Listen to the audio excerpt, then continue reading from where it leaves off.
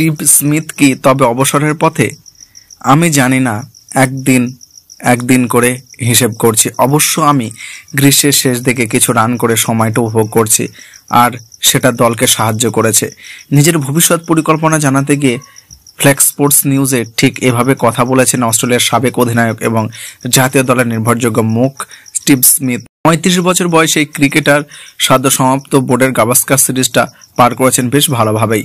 বোলারদের অধিপত্যদের এই সিরিজে 2 সেঞ্চুরি সাহায্য করেছেন 341 রান, ছিল 35-এর কাছাকাছি। আসন্ন শ্রীলঙ্কা সিরিজে প্যাট কামিন্সের বদলি হিসেবে তিনি থাকেছেন দলের অধিনায়ক হিসেবে। বিগত 3 বছরের অফ ফর্ম কাটিয়ে যখন স্মিথের জন্য খানিক সুসময় দেখা দিচ্ছে, তখনই যেন নিজের ভবিষ্যতের শেষটা জানান দিয়ে রাখলেন এই আজি ব্যাটার।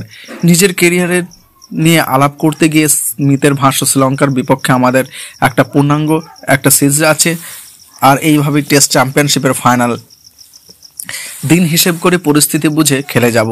দেখা যাক সামনে কি হয়। এই গ্রীষ্মের শেষ দিকে এসে রান করতে পেরেই ভালোই লাগছে, আর যেমনটা বললাম ভবিষ্যৎ দেখা যাক কি হয়।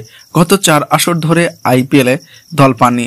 2024 সালে বিশ্বকাপে নিজের দেশের স্কোয়াডে জায়গা হয়নি তার, কিন্তু তবুও টি-20তে কিছুদিন খেলে যাওয়ার ইচ্ছে আছে তার। সম্প্রতি সময়ে ব্যাট করছেন টপ অর্ডারে, আশা করছেন 2028 সালে অলিম্পিকটা খেলার।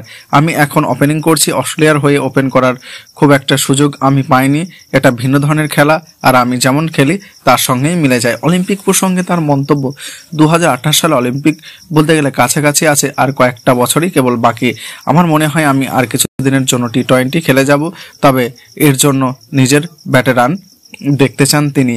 সেই সঙ্গে স্মিথ এও জানিয়ে রাখলেন, সামনের দিনগুলো ফ্র্যাঞ্চাইজি ক্রিকেটে আর খানিকটা সময় দিতে চান। পুরো বিশ্বের নজর রাখছেন স্মিথ, যে কোনো লিগেই তাকে দেখা যেত তাও জানিয়ে দিয়েছেন, তবে সেটা ঠিক কদিনের জন্য তা নিয়ে কোনো মন্তব্য করেনি 2 বারের বিশ্বজয়ী এই তারকা।